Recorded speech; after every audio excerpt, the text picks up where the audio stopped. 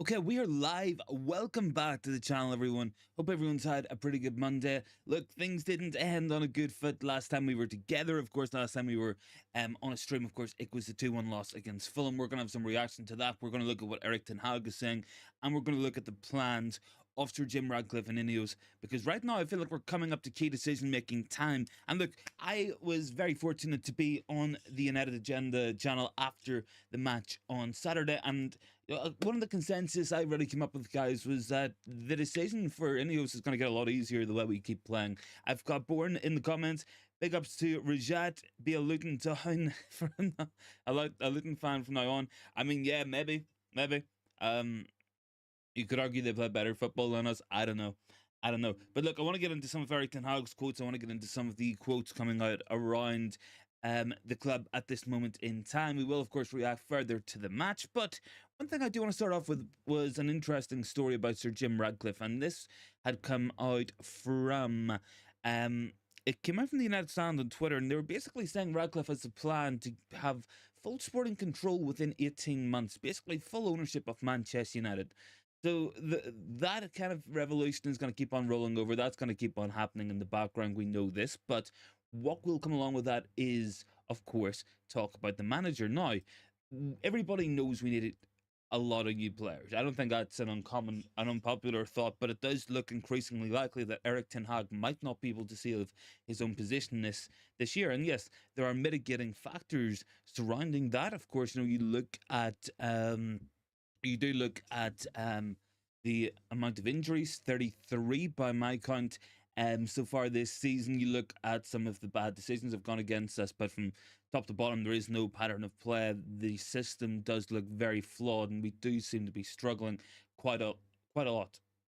Almost every match, even when we've been winning matches in 2024, we've not been playing well. Let's not kid ourselves. So I do think decisions are going to be made. And when I see talk about Julian Nagelsmann being touted as a potential successor, maybe the stars are starting to align. So this is coming in, I guess, from Pete Hall, and he had said a manager like Julian Nagelsmann appeals to INEOS. They want their manager to have a clear philosophy and obvious style of play, something which Erik Ten Hag has not seemingly had.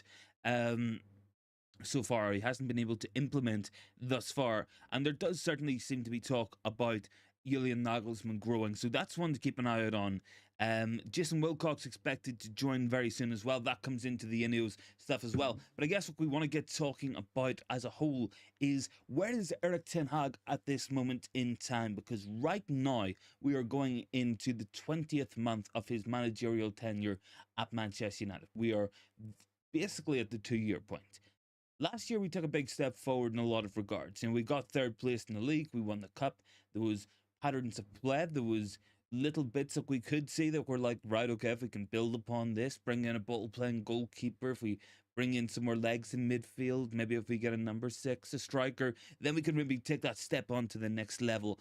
But this season feels like 5 steps back. If last season was 2 forward, this is 5 back, and we do feel like we're going backwards week upon week upon week.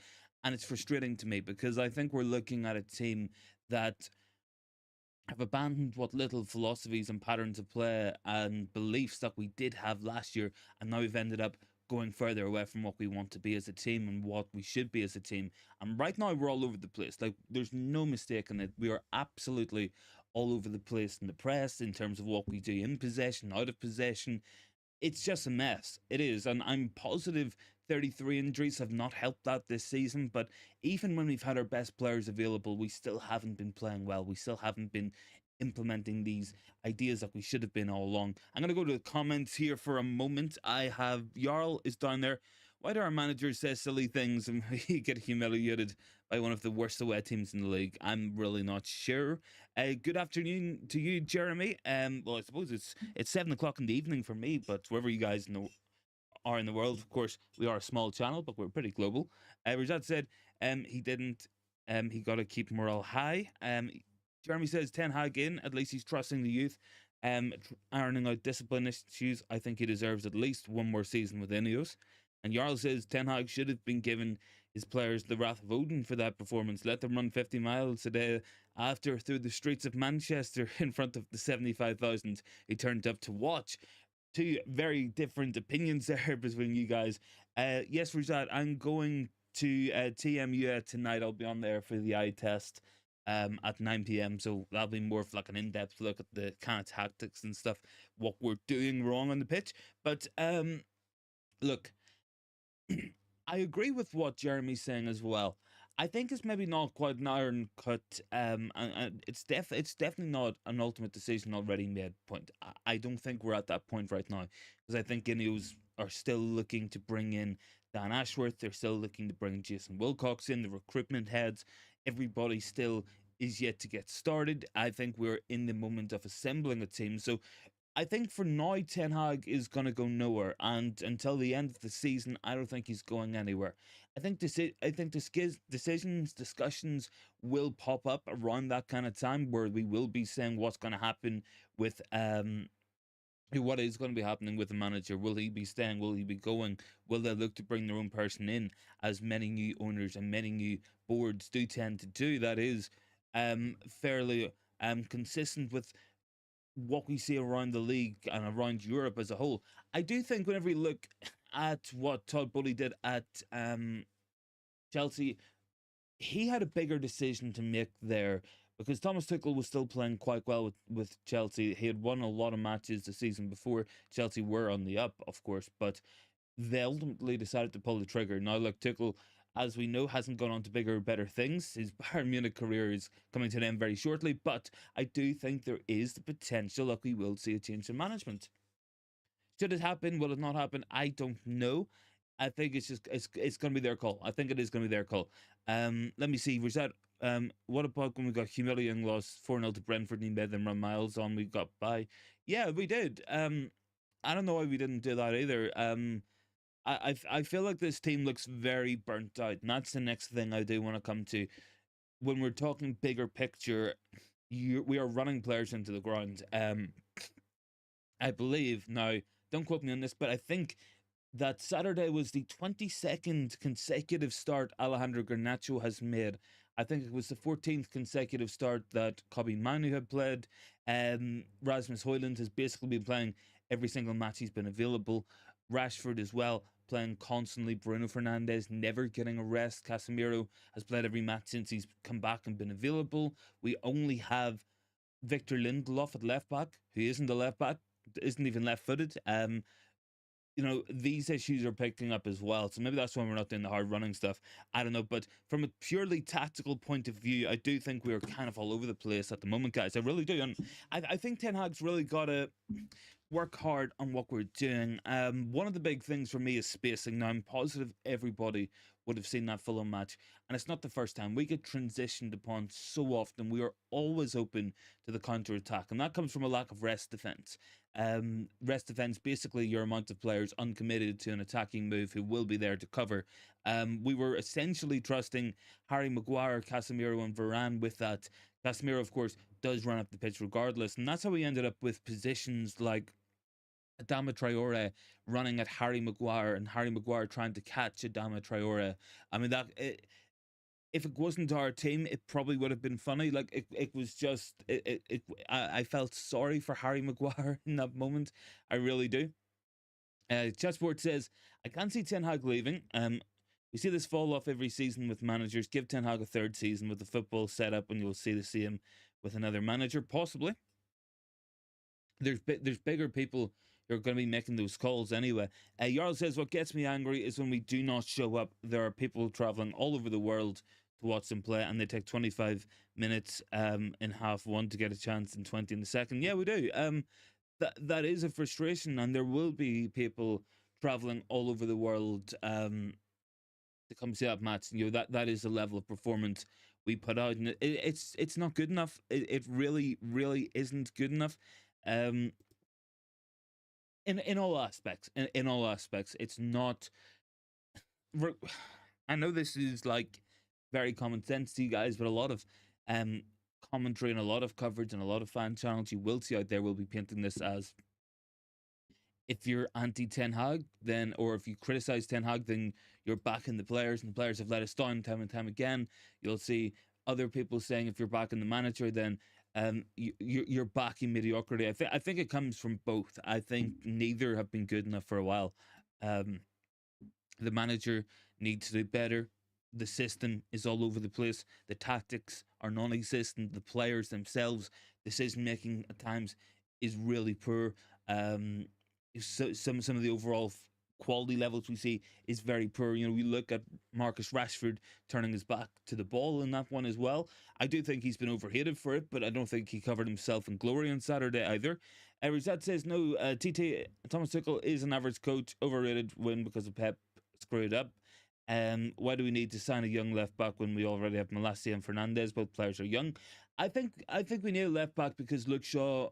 There's question marks over his long term suitability and his availability for a long time now. I think this has reached a breaking point. Unfortunately, I think Tyrell Malacia might never come back as the same player he was last year.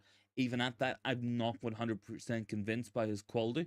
I think Alvaro Fernandez is likely to go to Benfica. We got Harry Amas coming through, who looks very promising, but he's only 16 years old. So there is potential there to bring a fullback in. Bourne says, I honestly just don't see Ten Hag closing the gap on City or Liverpool.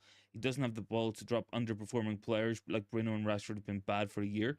I mean, yeah, look, there's elements of that, but I can't point to anyone else in the squad also performing.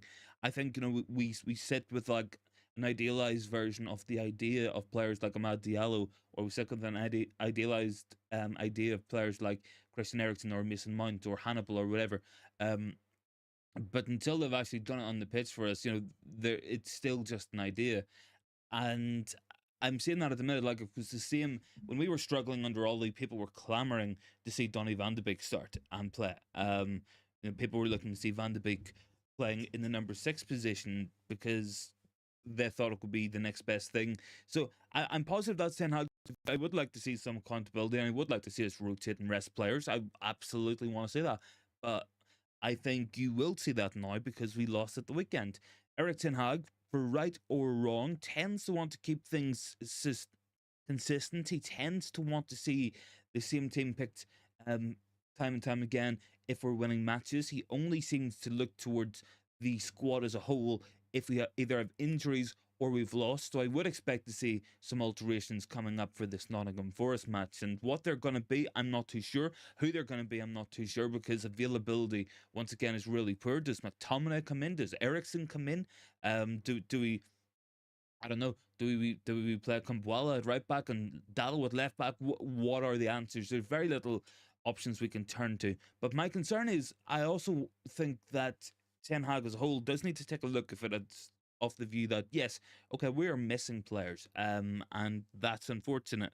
But we should still be trying to play the same style of football. We've seen Tottenham do it this season. You've seen Liverpool do it in the Carabao Cup final at the weekend. It didn't change just because Salah and Nunez and Jota weren't on the pitch.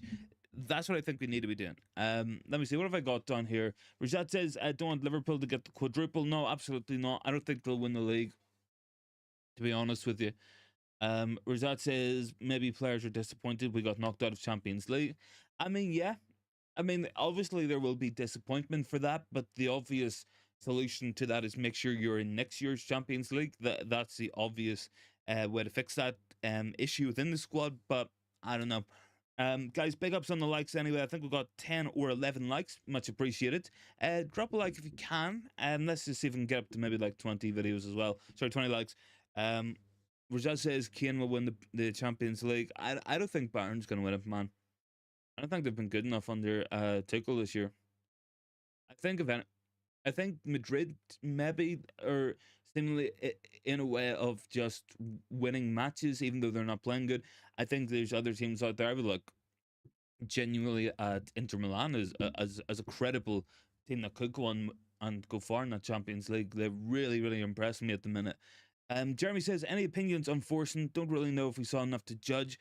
Yeah, I don't think we've seen enough from Amari Forsen to judge. I think I've questioned his overall ability at times. I don't know. Look, I think there's an interesting player there. I'm not sure if it's a United player. I don't know if he's going to end up playing here, and he is out of contract in about 3 months' time. He's been offered a deal and seemingly has rejected that deal, and I don't know if he's rated highly within the club and we're trying to give him first team minutes to try persuade him to stay. I'm not sure. I wouldn't mind Hamad being given an opportunity, but I do think there's issues there as well. But I really don't know, guys. Like, I don't know what the answer is going to be. We are down to the bare bones of this squad, and we are an injury away to Varane, which you do feel like is going to come at some point. You just do. You're an injury away from Varane, from having Maguire and Evans at centre back and Lindelof at left back. Like, that is absolutely cursed. Who have I got down there? It's bath time. OMG, it's Stefan. Good to see you, man. Looking forward to the eye test tonight, guys. Make sure to tune in at 9 p.m. on the United Agenda. But yeah, look, I think just going back to what we were talking about, bigger picture, I do think there's a bigger picture at Manchester United. I do. I think INEOS coming in is a bigger picture than the abysmal season we've had so far. I think getting that sporting control is a bigger picture than what we've seen this season. I think the changes we're making at boardroom level is a bigger picture than what's going on at the pitch. But my question is, and what my concern is, I don't think Erik Ten Hag is going to be part of that bigger picture beyond May. That's where my gut's telling me that I feel like he's making it easier for Ineos to make a decision on moving him on or getting a new manager in. Chatsport said, won't matter for us beat United. Probably won't, man. Rosako's getting Camavinga on a 5 to 10 game loan. Honestly, man, Camavinga is one of the bigger regrets that I have for United. I think he would be absolutely perfect for us as well. In terms of, the amount of ground he covers, the amount of duels he wins, his ball carrying is insane. I think Camavinga would have been a brilliant player, and I don't know why we didn't seriously go in for him under Ollie at the time, because I know there was talk for a long time. I guess his heart was probably set on Madrid, and I mean Madrid have just got Tchouaméni, Valverde, Bellingham, and Camavinga now for the next 10 years. So their midfield, which was Casemiro, Kroos, and Modric, has now just been replaced for the next decade. So those guys are very sorted. You might see Camavinga in a United shirt, maybe in about 10 years. I feel like that's probably about right. He's about 31 or 32. Bath time. All these slides and animations are done. Nice one.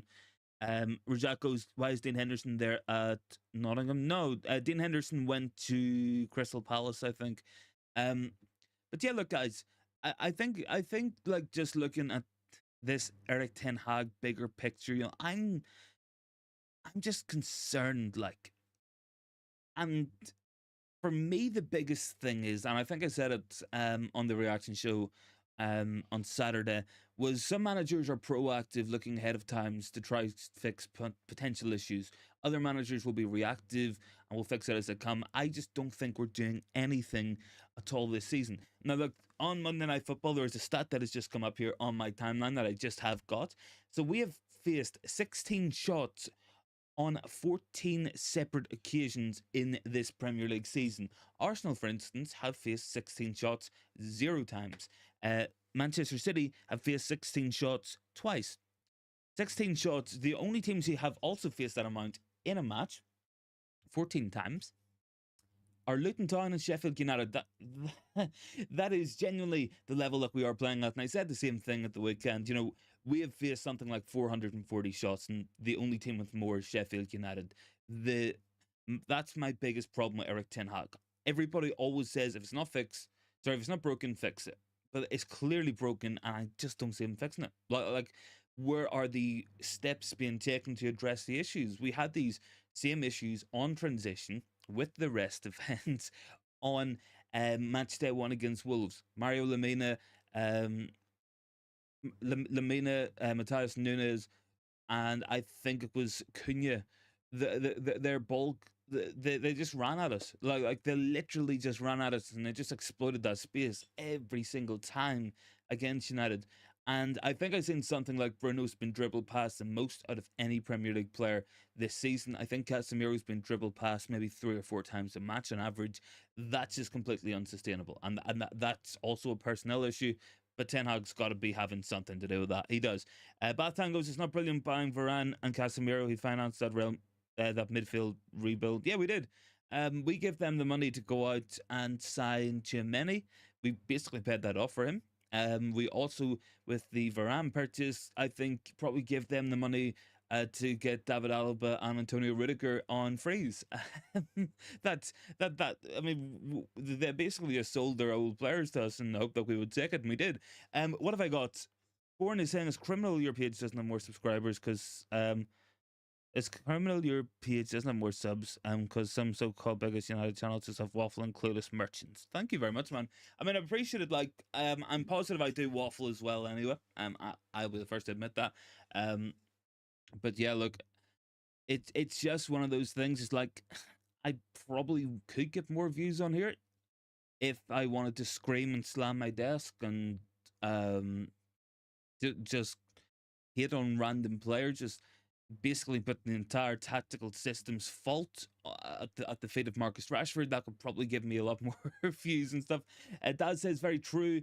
Roseco's we could have done with INEOS. I like that midfielder. Bath Time says I hate this new rest defense. It's just a +1. So much lose so much by not having an extra player central. Yeah, we do, man. We absolutely do, and it's one of the big reasons why we get caught on the transitions so often. And when it comes to defending defensive transitions, we must be one of the worst out of possession teams I've seen. Really, it's so bad. It is so bad. As I said, Ten Hag is getting too much wrong. Look, I think anyone can get it wrong. Look, and anybody can get it wrong. But I think what he needs to do is take proactive steps to righting the things that are wrong that clearly everybody can see. And look, Erik Ten Hag has more coaching experience than me. Erik Ten Hag has a lot more expertise in football than me. Erik Ten Hag has been a manager in football. I have not, but I can recognize these issues. I am positive he can. I am more than positive that if he took an unobjective look at it, he would see these issues. And I just don't know why. I just don't know why he can't see it. Jarl says our defense is so bad. Is because of tactics. It's a lot on Ten Hag that we have over 100 chances conceded in the last 5 games. Jeremy says we love the base ticks. Thank you very much, man. Appreciate it. Rosette says Fab United signing or looking for a young left back. Yeah, look, I'm not surprised. I think it's possibly too soon for Amas. Not that I'm doubting his quality. I think he's absolutely fantastic, and I think within 2 to 3 seasons you will see him in the first team squad as a regular. No doubt in my mind. But I don't mind having a couple of different players. And a couple of different options. I do see this as well. This is something you will see on a lot of fan channels out there, is that they're completely perplexed by the notion or the concept of squad depth and having different options out there.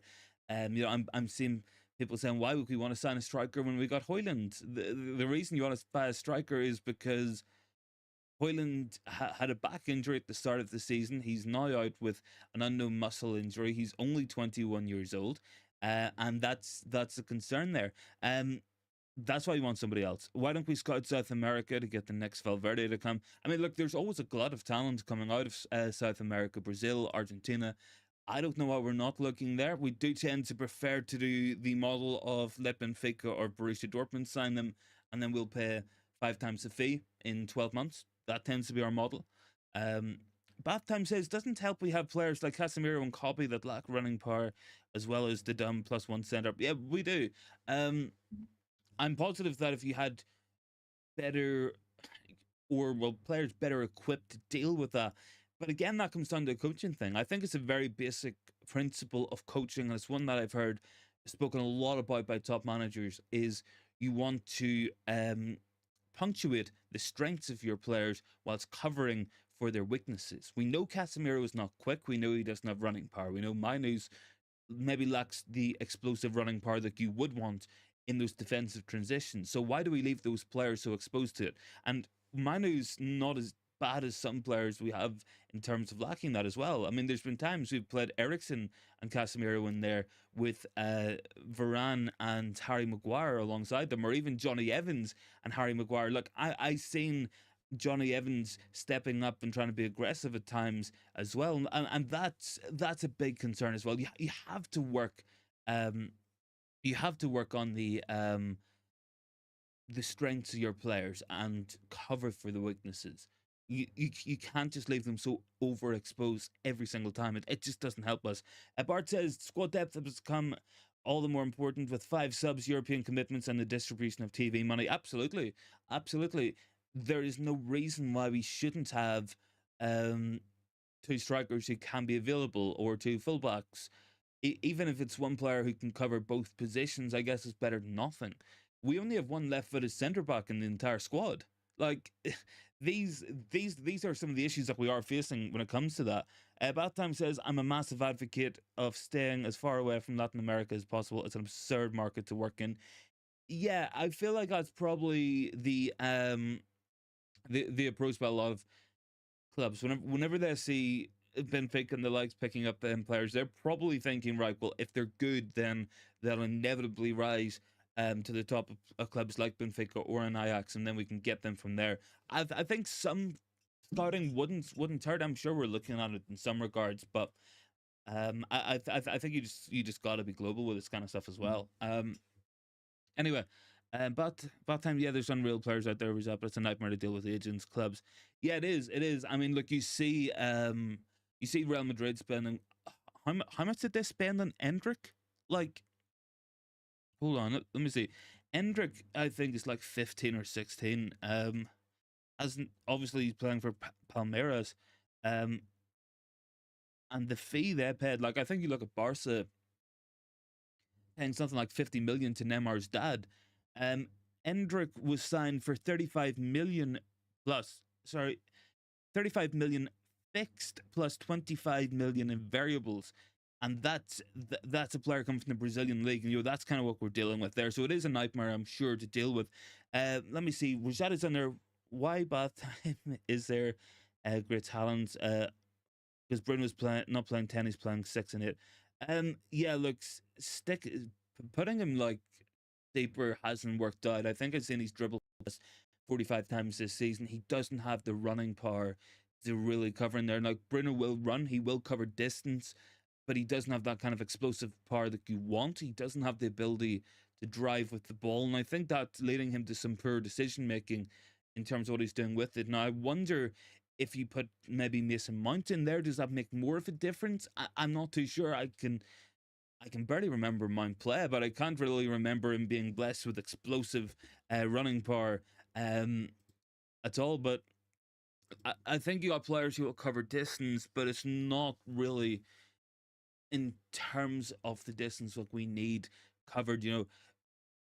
There's a difference in Bruno pressing the back line and covering 11 kilometers in a match as opposed to having that explosive pace or that recovery pace to stop the transition defensively. That's a big difference, and sometimes I don't think we do it. Batham says, why do we never discuss the African or Asian market? Is always going Sky Brazil.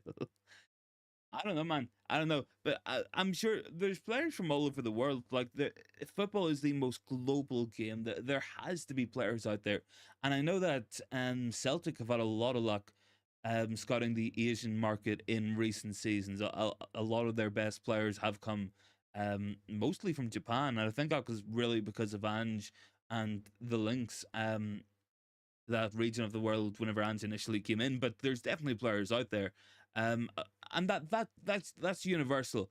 I think at the minute, like, you don't want to just go and scout Brazil, but you also don't want to just go and see who's coming through at Ajax or Benfica or Dortmund as well. I think there's got to be an in between. I also think as well there's an absolute glut of talent in the English footballing system as it is, and I think people hear signing players primarily from England, and they think, oh, that's going to be Brexit FC. But there is so much talent in the Championship, or even lower, in terms of quality young players coming through. So absolutely, it's becoming. It's one of those. It's like, do you want thousands of scouts? Because, like, if you want to cover every single conceivable market, that's what you're going to have to do. But I'm sure we're going to have a more modernized way of doing this anyway. Um, Rajat goes, there's amazing talent, but there must be. The J League is quite good. The player can slot right away in Belgium and Sweden before playing in top leagues. Go for the next Sun or Park G. Why not Benfica or Netherlands? The reason is, Rajat, is because you see the absolute fortune that clubs are paying. I mean, Chelsea paid what, 110 million for Enzo Fernandez. We paid 85 million for Anthony. You know, these clubs with Champions League money can hold out for a lot of money, and they can get big release clauses in there, and that's how they operate. That's what they do. Bathtime says, after I saw the Japanese press in the World Cup, I wanted us to go out there and drop Rashford off for a few weeks. I mean, maybe. I mean, I don't blame you. I mean, like, the organization of the Japanese press in the World Cup was genuinely fantastic. And at times, I think it was they really went at Germany as well. And Germany couldn't really handle that. Obviously, it was a pretty poor Germany side, all things considered. But I do agree with that. Bath Time, sorry, Bart says the South Korean has a youngster named Jesse Lingard. He's got United links too. Bring him home. Maybe. Um, I know there was talk of us getting a Japanese keeper over the summer. I remember talking a lot about him, Suzuki as well. Bath Time says Portugal and Holland are still mad about Brexit and will heavily tax us. I mean, maybe. If we want to get into the geopolitical side of the world, maybe that's something that's coming into it.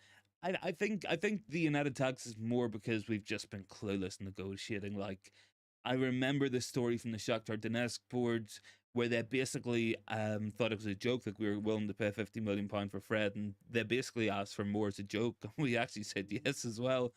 Rizak goes, Lingard is the next best youngster to come up from the academy. Compared to who? I don't know. Dad says Ajax are surviving as a club forever on United money. I think that was Ten Hag's goal. Maybe. Which Dad said Lingard's a talented 18-year-old. Yeah, look, we'll leave Jesse Lingard and his talent to one side. Look, I'll go back over some of the main stuff that we were talking about earlier. I think it's an interesting story pushed out there by United Stand on Twitter, where they were basically saying that it does look like we could be um, looking at a full takeover for Radcliffe in terms of 18 months. That's the goal from Jim Radcliffe's side. It might be deemed unrealistic, but that's certainly what we seem to be going for. I think that's good news. The more control he has, the better, in my opinion. But I mean, I'm gonna have to go between this show and the eye test, and maybe catch some of Monday Night Football, because I can see them talking about the spacing issues. It looks like you could park a double decker bus between those gaps. Seriously, I think we got maybe a 20, 30 yard between the back line and the midfield. I'll have to send that on to Bath Time after. Um, no, I have Jarl.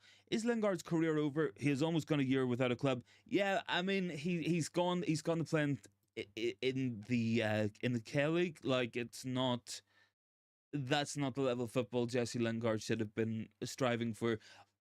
For different reasons, it never worked out. I, he never got that option again in England. He never really got going again after that West Ham loan. I think I showed people what he could have done. It didn't happen at Forest. Obviously, they cast their chips in, let him go on a free, and I don't think they miss him either. So it's one of those ones. I mean, I think Lingard was a pretty talented player on his day, but I mean, it's just never really worked out for the guy.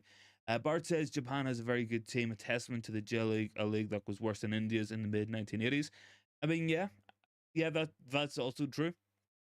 I was like, look, I'm not gonna go out there and say that I sit and watch Japanese or Korean football on the regular. I'm not out here watching Suwon Blue Wings at the weekend. I'm not sitting watching Japanese football either.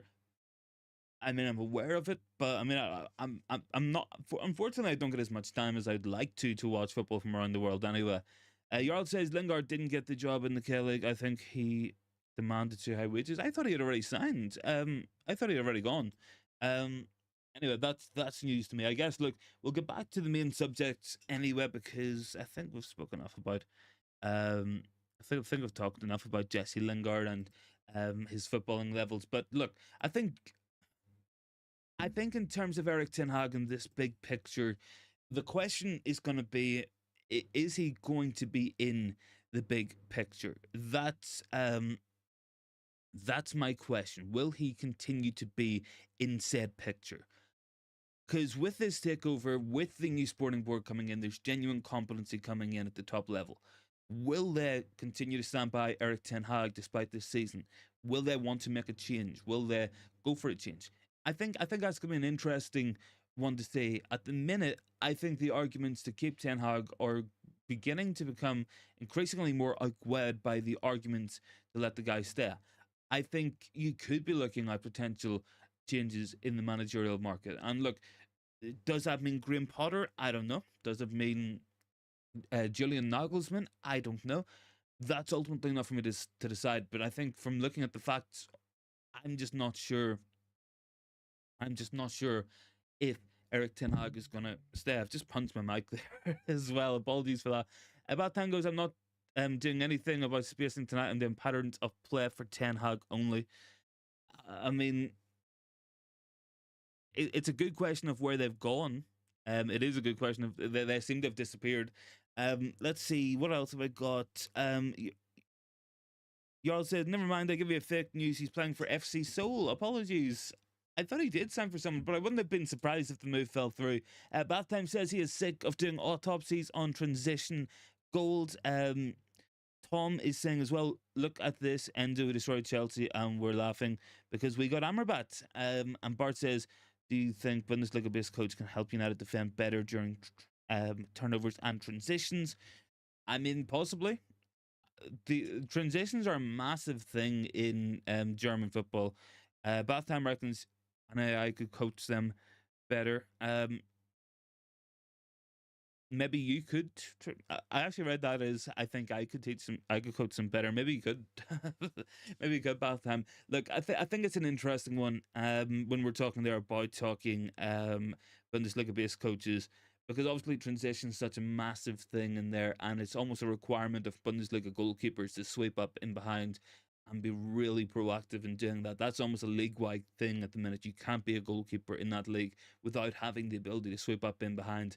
I know Onana can do it. I'm not sure why he's not doing it as well, because the defensive line tends to retreat all the time, and you can't just have a deep defensive line and aggressively pressure your front players, leave the middle of the pitch to be solely occupied by 32-year-old Casemiro and expect it to go well. That's just never going to happen.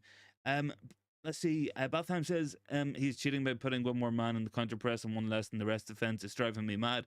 German football is basically a glorified coaching session for transitions. Jarl says, "Oh no, Balto wants my burger." Am I misreading something? Yeah, I would agree with Batham there. Don't let the dog take your burger, man. Don't let it happen. That is your burger. You got to let down the letter of the law. On the dog there, you're gonna have to tell him that it is your burger. Anyway, interesting about United wanting a young left back. I'm not too sure where that's going to leave Alvaro Fernandez. I expect him to go pretty soon. I think it's almost a done deal at this point. Do you see an interesting story that Chelsea are looking at replacements for Pochettino? Um, I'm just kind of looking at this from the point of view that we have so many clubs looking for managers at the moment as well. You have Barcelona will be replacing Xavi. You have Bayern Munich replacing Thomas Tuchel. You have Liverpool replacing Klopp. United potentially having to go out there and replace Ten Hag. Chelsea potentially going out there and replacing Pochettino. You're looking at five of the biggest clubs in Europe there looking at new managers. That's been an interesting race anyway. Boren says, for me, Ten Hag has proved he is not in the big picture. It seems Jim is a fan of Pep's football, and so maybe Barada they'll look to bring a coach in who can deliver that kind of football.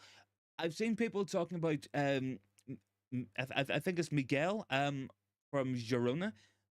Obviously, look, Girona are part of the City Football Group, but we did also manage to get Omar Barada out of the City Football Group, and we got him directly from Man City. So can that be done? I don't know.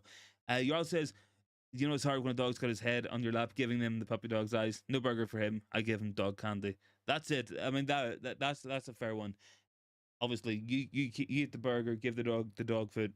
Yeah, that's fair. Bath Time says, I would love to see Chelsea get Ranić in and relegate them. And need more players. Oh man, see the amount of times I've seen the Ralph Ranić quote coming up about you can't just press a little, you have to fully press. In the same way that you can't be a little pregnant, you have to be pregnant or not pregnant. I've seen that so many times in the last couple of days, and it's one of these ones. Ralph Rangnick essentially just kind of said the very, very basic stuff that anybody could see. Like United need 10 new players, or there's big issues at this club. And it was lauded as some kind of like a genius statement. I just don't get it. Like, I could do that. I could say United need 10 new players. We need open heart surgery. Like, that's not gonna be um that's not as insightful as what it's being made out to be. Honestly, it's really not. Let me see what we got in terms of likes. We got 13 likes, guys. Let's see if we can get up to 15. I think we got like 15 people in here anyway. So, guys, drop a like if you haven't already. Let me know your thoughts on the Ten Hag bigger picture story. Let me know your thoughts on Jim Ratcliffe's potential plan to have full ownership within 18 months. That is the whispers going around at the minute. But yeah, look, it's certainly an interesting time, regardless, because a lot of top clubs changing their managers at the one time. What's going to happen in the market? Who's going to be getting tapped up? I mean, there's genuinely a lot of players out there. Batan goes, he's a massive con artist. Ralph was instrumental in an explosion of doping. Not my kind of guy. Yeah, I think I've seen. I mean, I think I've seen that story at one point. I mean, honestly, I wouldn't be surprised. Look, guys, drop a like on the video. I think we're up to 13 or 14 there. Much appreciated. Um, I think Ranić had interesting ideas, and I think, look, in terms of what he did in German football, obviously influential, but I don't think he ever really said anything revolutionary at United. And I think if you're saying like the coach has to have a clear, defined style of play, you need 10 new players. I think these are very, very obvious things. Dan says Ralph said that like 3 years ago when no one else was thinking about it, and it turns to be correct. I mean, I still would have looked at that same team and said De Gea could have went. Wan-Bissaka question marks, Lindelof question marks, Maguire question marks, Luke Shaw fitness issues. I mean, the midfield then was Fred and McTominay, but now it's Mc, McTominay most weeks, or Casemiro or something.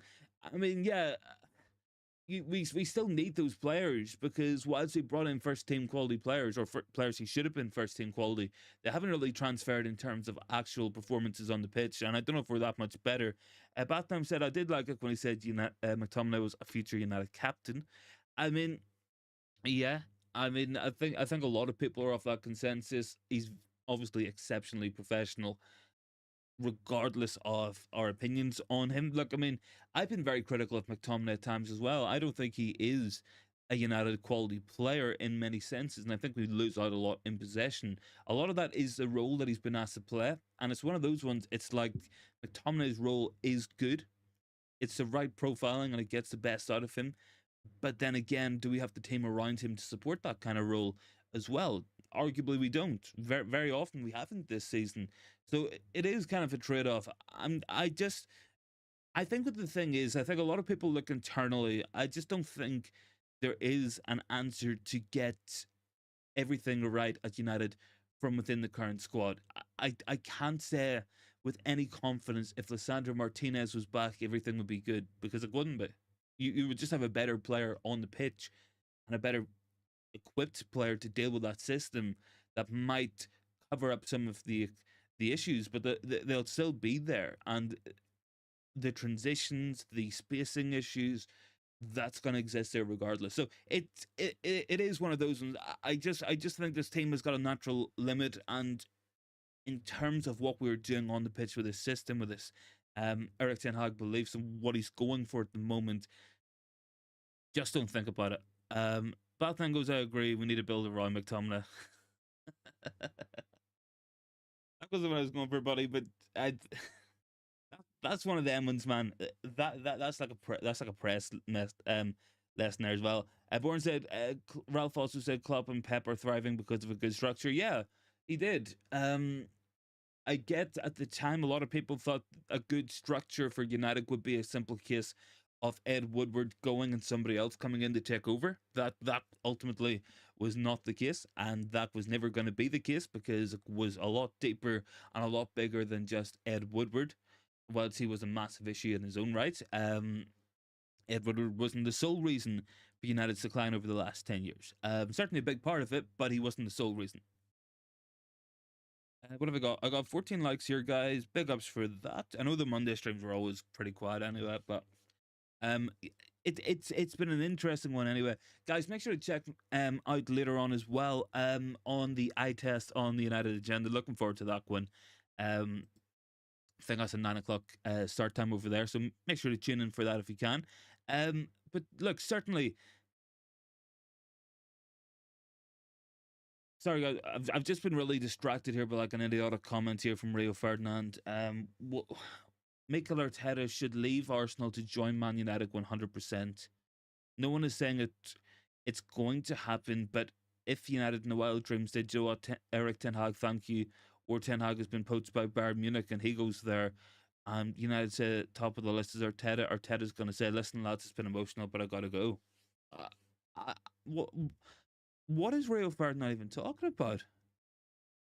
I mean, like, Bayern Munich going for Ten Hag off the back of this season was never going to happen.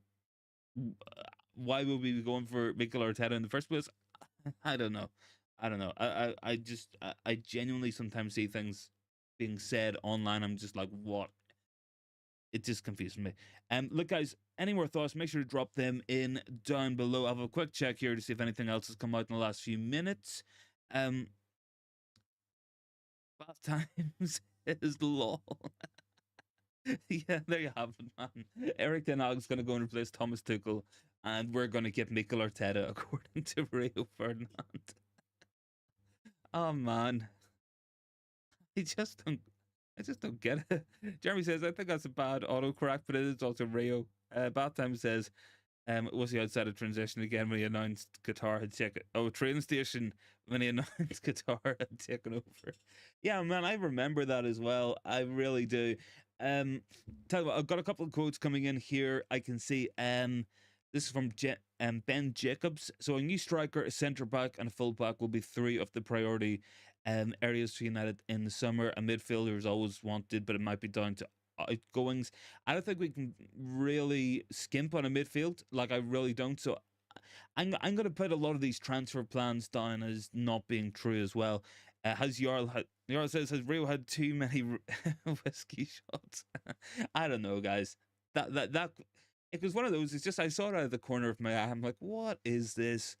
Apparently the best deal, the best situation for INEOS is to build a new stadium. However, it will come down to financial logistics and financial details. If the Glazers can fund the building, they won't leave anytime soon. I mean, this just seems a nonsense anyway. Josh Xerxes one to watch. I mean, I like Josh Xerxes. I do. Sesko could be another one. We might be looking at Julian Ward potentially. I'm not too sure. I'm not too sure. I mean, Ben Jacobs mightn't be the most reliable out there. About time says, I thought Vito was the one that headed the ball too much, but clearly no. I mean, maybe it could have knocked some sense into Ferdinand. I don't know. It's one of these. It's like, I have so much respect for Rio Ferdinand as a player. I don't think he has to go out here with these clickbaity things and like these clickbaity clips for his YouTube channel. He will get an audience regardless. I also don't really know why he's got a YouTube channel in the first place. I'm sure BT Sport are paying you more than enough. Like, but it's one of these ones. I just don't know, guys. I just don't know. I just don't know. Look, if I think that's going to do us for tonight's stream, guys. So make sure to tune in at 9 p.m. on the United agenda. We'll be back over there. Going to quickly go back and watch some more highlights of this Fulham match. Looking forward to this.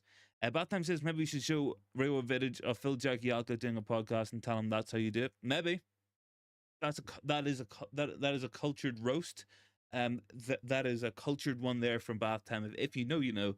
Look, guys, gonna leave the stream here. So thanks so much for tuning in. Make sure to tune in at 9 p.m. on the United agenda. Looking forward to, of course, being on there with Bath Time, and I think on Monday will be on there as well. So make sure to tune in for that one if you can, guys. If not, have a good day. Hopefully, we'll get talking to everyone again tomorrow. And thanks very much for watching, guys.